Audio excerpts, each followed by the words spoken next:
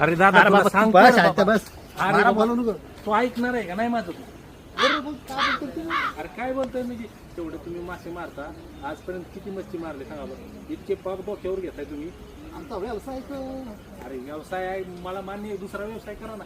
आज त्या माशाला जीव नाही का सांगा बरं. आपल्याला जीव जसा आहे त्याला पण तसाच जीव आहे ना. आपल्याला थोडं भाजलं तरी किती 2-4 दिवस मलम लावत बसतोय आणि त्याला उकडून परतून मसाला लावून खातोय आपण.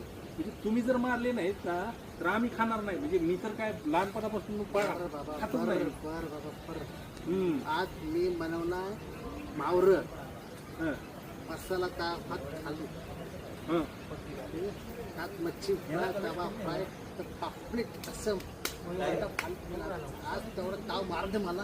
तुला उद्यापासून नाही कर बाबा, नाही करत. नाही कर.